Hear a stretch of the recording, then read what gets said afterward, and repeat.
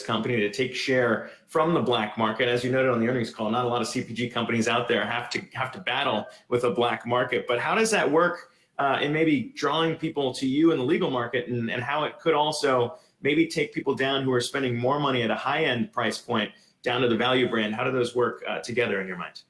Well, I think they're two separate problems. And so think about it like a normal CPG issue, which is consumers, especially when they're going to purchase something that they're going to ingest, they want to make sure that they have appropriate quality, appropriate safety. They want to make sure that the experience is what they want to get from the product, and they're willing to pay for the quality of that experience, right? So that's how you get kind of mainstream and premium and other CPG categories.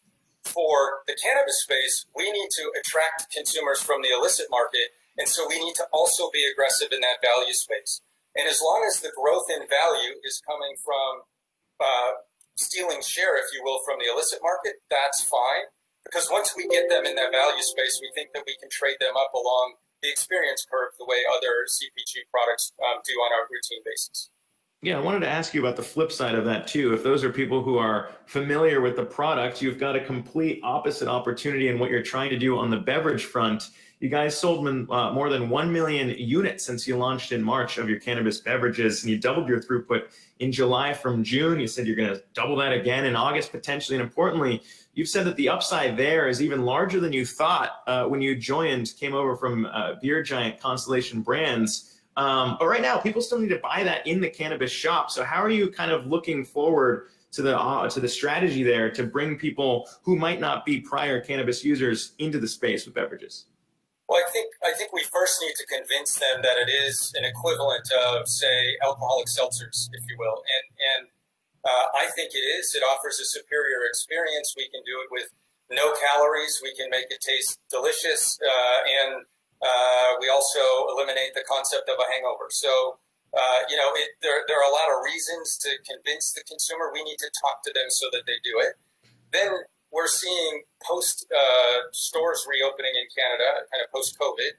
We're seeing that e-commerce sales have continued to stay they've reset at a higher level. We think our own e-commerce sales, the e-commerce sales from the provinces and other delivery services will allow many new consumers to come into the category, drawing from the alcohol sector. And when you think about that, obviously the market opportunity is much larger here in the United States. You guys have the agreement with Acreage once the sale of cannabis becomes federally permissible to move into the U.S. market. So how do you foresee that working with your beverage side of the business? And is that really where you see the biggest opportunity? I know you're looking at this through a beer lens since you came from Constellation Brands, and that's where a lot of the money here in Canopy came from. But what's your take on maybe which one you're most excited about rolling out in the U.S.?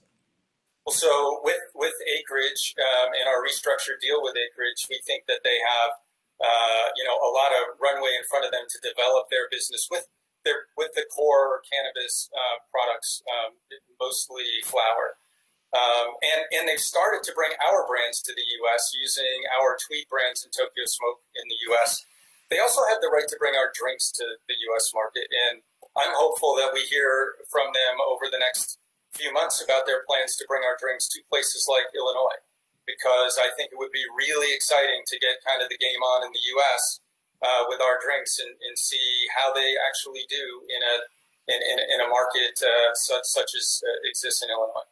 When you stack up those statistics on your customer data, when you think about beer and what you're seeing there, you talked about repurchase rates the last time we talked about the beverages. What are you seeing on that front and how they compare to maybe some of the big names that we know in Corona and all the other beers attached to Constellation Brands? How impressed are you actually? Well, so I think it looks a lot like it could get the sort of legs that the seltzer craze had. People a few years ago weren't really sure what seltzers were. Then they started to understand, okay, I can get a refreshing drink and I don't get a lot of calories.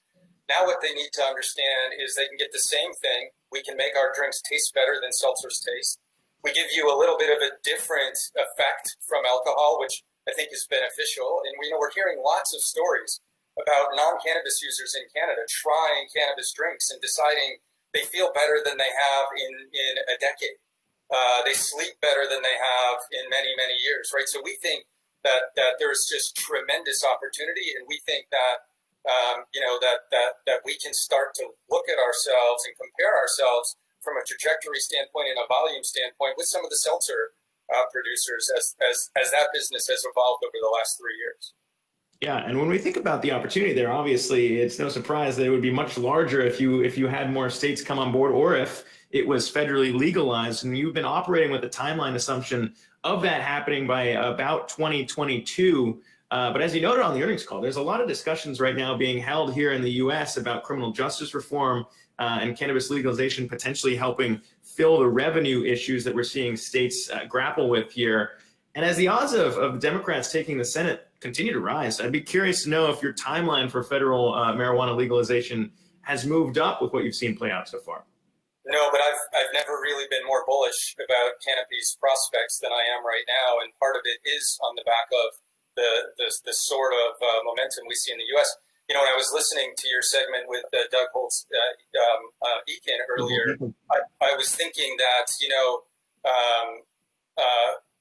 our industry, legalizing our industry across the U.S. can bring something north of $175 billion worth of revenues to the federal government between now and 2025. And we think it creates something like 1.6 million jobs. That seems like the right medication to a recession. But considering that, you're not any more optimistic. I mean, if that's the silver bullet here, you're not any more optimistic that it would get passed?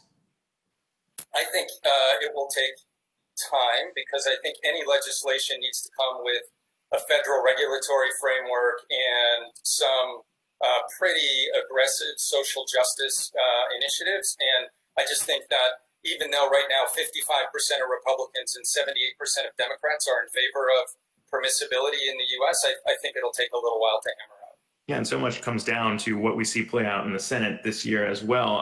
But lastly, before we let you go, I mean, the stock's down about 10% since you took the helm here. As you've said, you're still in the throes of your strategic review and transition phase. Probably not helped, obviously, by a pandemic and stores getting closed down. But considering you were able to cut Canopy's losses in that environment, what do you think investors might be overlooking when we think about the opportunity that you laid out as you see it ahead here? I think we had a situation in cannabis where there was a lot of exuberance early on about how big the space could be and how lucrative it could be for investors. People were thinking, like, maybe they thought about if they'd only invested in tech stocks, at the right time in their evolution. I think that we've now gone through that reset in people's thinking about cannabis stocks. I think this is the point where the real winners start to separate themselves. And so you see businesses like ours where we've cut our cash burn in half. We still have $2 billion in the bank that we can spend against growth initiatives. You see permissibility coming faster in the U.S. You see things like our 2.0, our products like our drinks starting to take off. I really feel that momentum coming behind our company, and I do believe that it's time for people to reassess cannabis stocks. Well, you cut the cash burn in half, and today with the 10% move, you also cut the year-to-date losses in half as well. But David Klein, appreciate you joining us as always, the CEO of Canopy Growth. Thanks again. Thank you, Zach.